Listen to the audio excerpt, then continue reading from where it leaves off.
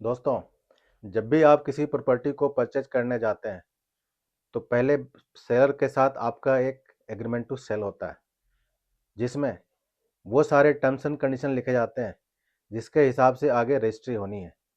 यानी कि उसमें रजिस्ट्री करने की एक समय सीमा लिखी जाती है। फिर यह भी लिखा जाता है कि बायर पेमेंट किस हिसाब से करेगा, बायर्स के पेमेंट करने का टाइम फ्रेम क्या होगा। फिर उसमें जो सेलर है उनके पक्ष में क्या सब ऑब्लिगेशन होता है, वो सारे चीज़ लिखे जाते हैं। अब अगर एग्रीमेंट टू सेल की समय सीमा निकल जाए और सेलर प्रॉपर्टी की रजिस्ट्री बायर के फेवर में ना करे, तो फिर बायर के पास एक ही रास्ता रह जाता है, कोर्ट जाने का। और फिर बायर कोर्ट में मुकदमा फाइल करता है, सूट फॉर स्पेसिफिक परफॉर्मेंस। यानी कि उस एग्रीमेंट को परफॉर्म कराने के लिए बायर को कोर्ट जाना पड़ता है। अब सूट फॉर स्पेसिफिक परफॉर्मेंस पे हाल ही में 10 जनवरी को सुप्रीम कोर्ट का एक बहुत ही महत्वपूर्ण निर्णय आया है, जिसमें सुप्रीम कोर्ट ने कहा है कि अगर बायर टाइम फ्रेम के हिसाब से, एग्रीमेंट टू सेल में दिए गए टाइम फ्रेम के हिसाब से पेमेंट नहीं करता, तो बायर को स्पेसिफिक परफॉर्मेंस की डिक्री नहीं दी जा सकती। यानी कि बायर अगर समय सीमा में पेमेंट नहीं करता तो कोर्ट उन्हें स्पेसिफिक परफॉर्मेंस की डिक्री नहीं दे सकती। तो आइए अब हम देखते हैं कि मामला क्या था और सुप्रीम कोर्ट ने इस जजमेंट में क्या सब कहा है। तो आज का वीडियो आपके लिए काफ़ी महत्वपूर्ण रहने वाला है, तो बिल्कुल आखिर तक बने रहें। और जाते जाते अगर वीडियो आपको महत्वपूर्ण लगे तो एक बार लाइक, शेयर और ऑल बेल बटन को प्रेस कर दें। और साथ में अगर अब तक आपने सब्सक्राइब नहीं किया तो सब्सक्राइब भी कर दें, ताकि आगे आने वाली वीडियो का नोटिफिकेशन आप तक पहुंच सके।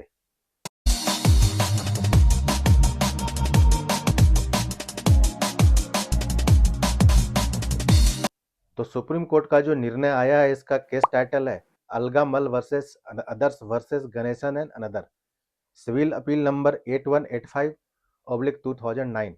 और यह केस डिसाइड हुआ है ऑन 10th ऑफ जनवरी 2024। तो आइए अब देखते हैं कि मामला क्या था। तो यहाँ पर जो अपीलांट नंबर 123 है वो ऑनर है और जो रेस्पोंडेंट्स है वो परचेजर है।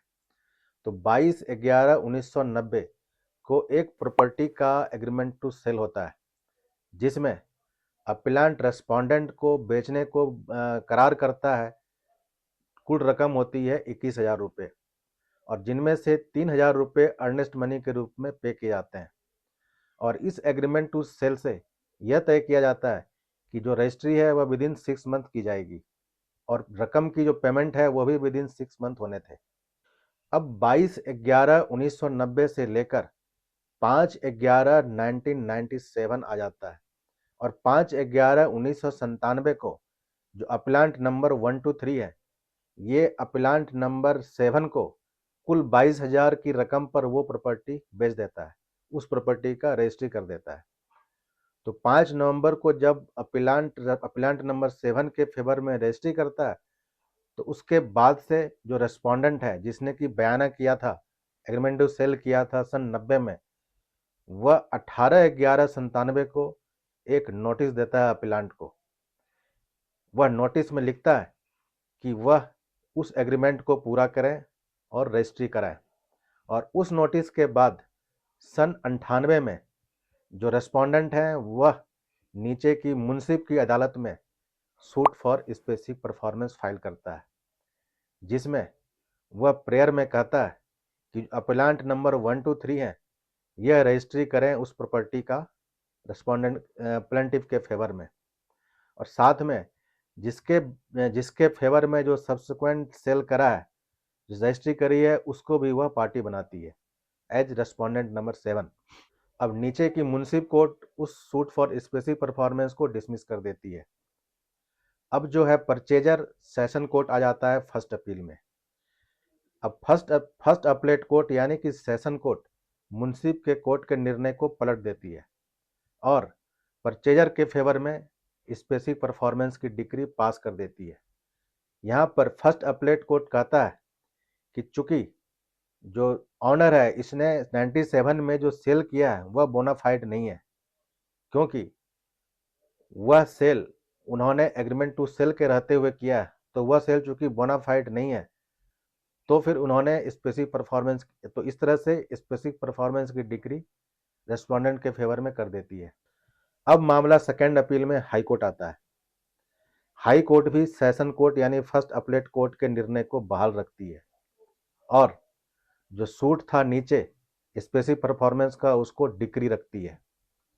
अब मामला सेकेंड अपील में सुप्रीम कोर्ट के सामने आता है। अब सुप्रीम कोर्ट के सामने अपीलांट होते हैं जो कि ऑनर है, 1 2 3 ऑनर है, और जो अपीलांट नंबर 7 है वह है सब्सिक्वेंट परचेजर है।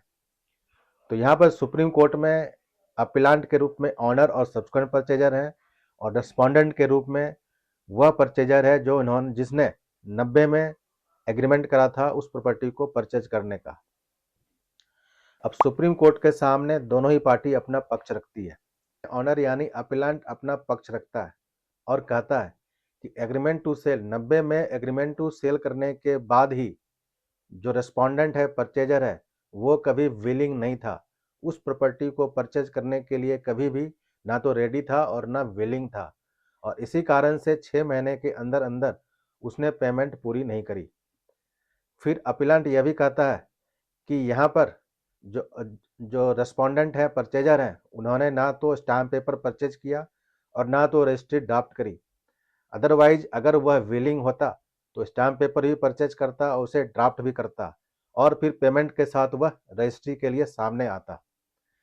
तो इस तरह से अपीलांट आगे कहता है कि यहाँ पर जो जो मुकदमा डाला गया है उसमें सब्सिक्वेंट परचेजर को पार्टी तो बनाया है, लेकिन जो सब्सिक्वेंट सेल है, जो रजिस्ट्री है, उसको कैंसिल कराने की यहाँ पे उन्होंने प्रेयर नहीं ली।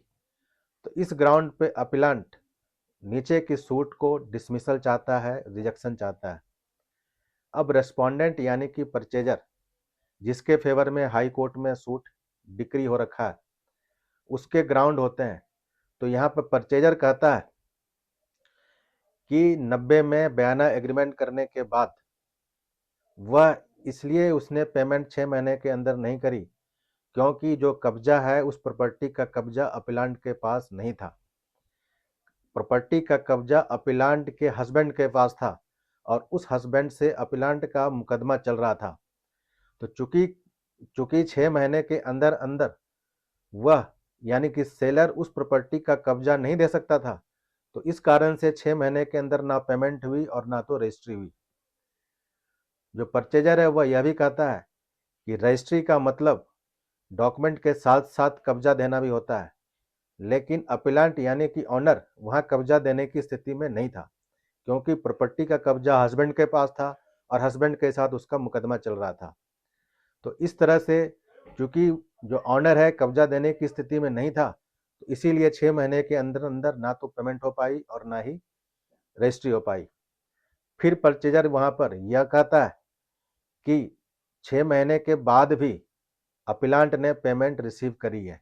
वहां पर परचेजर कहता है कि एग्रीमेंट टू सेल में 3,000 के पेमेंट के बाद फर्दर पेमेंट 16/12/90 को 1,000, 15/4/91 को 3,000 और 17/9/91 को 2,500, ये 3 पेमेंट करी है। इसके बाद वह फर्दर कहता है कि इसके बाद उसने 92 से लेकर 97 तक भी पेमेंट करी है, और चूंकि यहाँ पर पेमेंट 6 महीने के बाद भी एक्सेप्ट किया गया है, तो जो 6 महीने का पीरियड था, टाइम था, वह वेव हो जाता है, वह वहाँ पर बाइंडिंग नहीं होता। यहाँ पर रेस्पोंडेंट का क्लेम यह भी होता है कि चूंकि पेमेंट उन्होंने 6 महीने के बाद रिसीव किया, तो 6 महीने का जो टाइम फ्रेम था वह रिलैक्स्ड हो गया, वह एक तरह से वेव हो गया। तो इस ग्राउंड पे जो रेस्पोंडेंट है वो वहाँ पर सुप्रीम कोर्ट में आर्गू करते हैं कि जो सेशन कोर्ट और हाई कोर्ट का फैसला है वह बिल्कुल सही है और उसको सस्टेन रहना चाहिए। अब दोनों पार्टी को सुनने के बाद सुप्रीम कोर्ट अपना फैसला देती है। सुप्रीम कोर्ट यहाँ पर कहती है कि सबसे पहले तो देखा जाएगा कि एग्रीमेंट टू सेल के हिसाब से पेमेंट का टाइम फ्रेम क्या था और क्या वह पेमेंट विद इन टाइम किया गया या नहीं किया गया।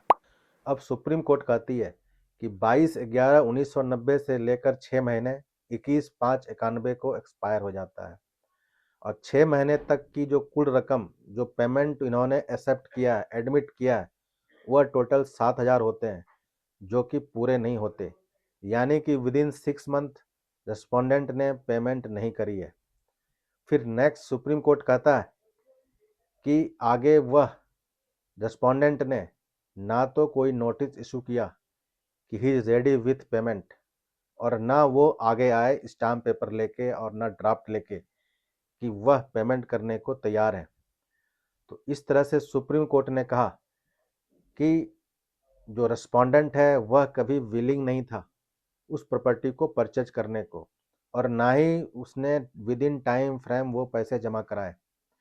फिर सुप्रीम कोर्ट कहता है कि यहाँ पर रेस्पोंडेंट ने जो सब्सिक्वेंट परचेजर है उसे पार्टी तो बनाया है, लेकिन जो रजिस्ट्री उसके फेवर में हुई है जो कि एक वैलिड है, रजिस्टर्ड सेल डीड है, उसको कैंसिल के लिए, उसके कैंसिलेशन के लिए प्रेयर नहीं मांगा। तो इस तरह से इन सब बातों को देखते हुए सुप्रीम कोर्ट ने उस हाई कोर्ट के निर्णय को पलट दिया और नीचे ट्रायल कोर्ट का जो निर्णय आया था जिसमें कि रेस्पोंडेंट यानी परचेजर के सूट को डिसमिस किया गया था, उस ऑर्डर को बहाल कर देती है। और सुप्रीम कोर्ट फाइनली निर्णय देती है कि अगर बायर एग्रीमेंट टू सेल के टर्म के हिसाब से पेमेंट नहीं करता तो फिर बायर को स्पेसिफिक परफॉर्मेंस का रिलीफ नहीं दिया जा सकता, यानी कि बायर के फेवर में रजिस्ट्री फिर नहीं कराई जा सकती।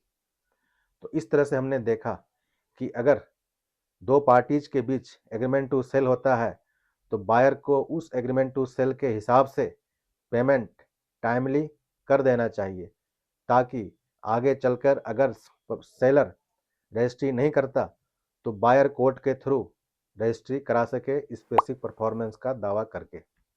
तो आज के वीडियो में इतना ही। मैं जल्द हाजिर होऊंगा अगले वीडियो को लेकर। तब तक के लिए धन्यवाद।